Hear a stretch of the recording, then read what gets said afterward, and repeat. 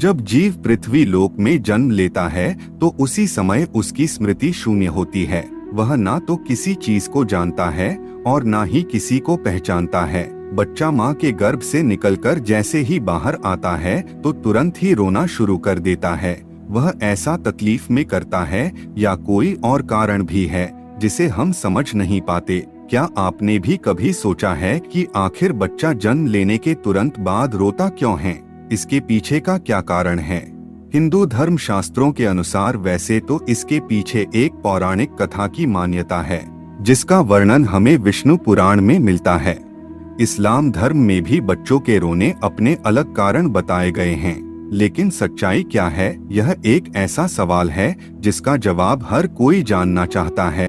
बच्चों के जन्म लेते ही उनके रोने के कारण को विज्ञान एक सहज और आवश्यक प्रक्रिया मानते हैं। तो दोस्तों, इस वीडियो में सबसे पहले हम जानेंगे हिंदू धर्म शास्त्रों में वर्णित बच्चों के रोने के कारण को, फिर हम जानेंगे वैज्ञानिक दृष्टिकोण से। नमस्कार दोस्तों, स्वागत है आप सभी का हमारे चैनल आत्मज्ञान पर। तो आइए दोस्तों जानते हैं पैदा होते ही बच्चों के रोने को लेकर पौराणिक ग्रंथों में क्या लिखा है। शिशु जब प्रथम बार रोता है तो उसके रोने का स्वर कुछ इस प्रकार सुनाई देता है, जैसे वह पूछ रहा है, मैं कहाँ हूँ, मैं कहाँ हूँ। विष्णु पुराण के अनुसार जब ब्रह्मा जी सृष्टि की रचना कर रहे थे तो उन्होंने स्वयं जैसा पुत्र पैदा करने का विचार किया और उनकी माया से गोद में एक मायावी बालक प्रकट हुआ। यह बालक रोते हुए ब्रह्मा जी की गोद में उथल पुथल करने लगा। जब ब्रह्मा जी ने उस बालक से पूछा कि तुम क्यों रो रहे हो, प्रश्न के उत्तर में उस बालक ने कहा कि मैं कहाँ हूँ, मैं कौन हूँ, मेरा क्या नाम है। इस पर ब्रह्मा जी कहते हैं, हे बालक, पैदा होते ही तुमने रोना शुरू कर दिया, इसलिए मैं आज से तुम्हारा नाम रुद्र रखता हूँ। ऐसी मान्यता है कि इस बच्चे के जन्म से पहले किसी बच्चे ने रोना शुरू नहीं किया था। ऐसी पौराणिक मान्यता है कि तब से जन्म के बाद बाकी बच्चों में भी रोने का नियम बन गया, जबकि इस्लाम धर्म में यह मान्यता है कि बच्चे के जन्म लेते ही शैतान उसके पास आता है। शैतान के छूते ही बच्चा जोर जोर से रोने लगता है। ऐसी मान्यता है कि जब बच्चे की पैदाइश हो जाए तो फौरन उसके दाएं कान में अजान और बाएं कान में इमामत पढ़ी जाती है, ताकि बच्चा शैतान के डर से महफूज अल्लाह की पनाह में रहे और पैदा होते ही अपने परवरदिगार का नाम सुन ले। तो दोस्तों, यह बातें थी हिंदू धर्म शास्त्रों की। आइए अब जानते हैं पैदा होते ही बच्चों के रोने को लेकर विज्ञान क्या कहता है। दोस्तों, नए जीवन की प्रक्रिया पुरुष और स्त्री दोनों के समागम के साथ शुरू होती है, जिसके फलस्वरूप जीव को एक नए शरीर के रूप में स्त्री के गर्भ में स्थान मिलता है। जब तक बच्चा माँ की गर्भ में रहता है तब तक वह सांसारिक दुनिया से अनजान होता है। माँ के गर्भ में वह जीवित तो रहता है, लेकिन वह सांस नहीं लेता। उसके शरीर को खाना पीना इत्यादि माँ से जुड़ी गर्भनाल से प्राप्त होता रहता है।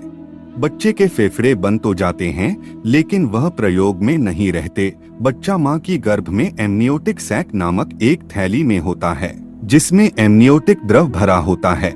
यह एमनियोटिक द्रव बच्चे के मुंह, श्वास नली और फेफड़ों तक में पहुंच जाता है, लेकिन जब तक बच्चा माँ के गर्भ में रहता है तब तक इस एमनियोटिक द्रव से बच्चे को कोई कष्ट नहीं होता, बल्कि इसी एमनियोटिक द्रव की वजह से वह माँ के गर्भ में सुरक्षित रहता है।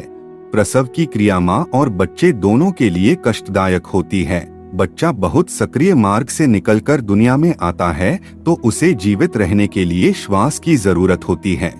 शिशु के फेफड़े प्रथम बार काम करना शुरू करते हैं, लेकिन फेफड़े में वही एमनियोटिक द्रव पहले से ही भरा होता है, जिसे बाहर निकालना बच्चे के स्वास्थ्य के लिए बहुत जरूरी होता है। इसीलिए डॉक्टर बच्चे की डिलीवरी होते ही गर्भनाल को काट देते हैं और बच्चे को उल्टा करके उसके मुंह से उस एमनियोटिक द्रव को बाहर निकलते हैं। ऐसी स्थिति में बच्चा प्रथम बार रोता है। रोने की प्रक्रिया के दौरान बच्चा एक गहरी सांस लेता है, जिससे हवा फेफड़े के अंदर जाती है और फेफड़े में एमनियोटिक द्रव बाहर निकल जाता है। इसलिए बच्चे का प्रथम बार रोना बच्चे के स्वस्थ होने का संकेत होता है।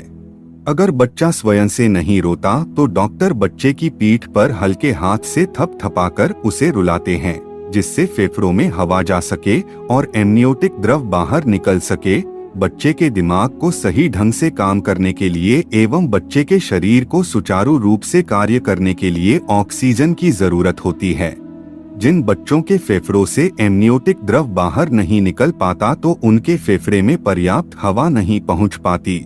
ऐसा होना बच्चे के जीवन के लिए खतरा होता है और दिमाग को पर्याप्त ऑक्सीजन न मिल पाने की वजह से बच्चे की मौत का कारण भी बन सकती है। दोस्तों, क्या आपको बच्चों के रोने का कारण पहले से पता था? तो हमें कमेंट करके जरूर बताएं। दोस्तों, अगर आपको इस विषय से कोई अन्य जानकारी चाहिए तो आप हमारे चैनल आत्मज्ञान पर जाकर वीडियो को देख सकते हैं। दोस्तों, आपको हमारी यह वीडियो पसंद आई है तो वीडियो को लाइक करें और ऐसे ही वीडियो को देखने के लिए हमारे चैनल आत्मज्ञान को सब्सक्राइब करें। दोस्तों, वीडियो में अंत तक बने रहने के लिए आप सभी का बहुत बहुत धन्यवाद।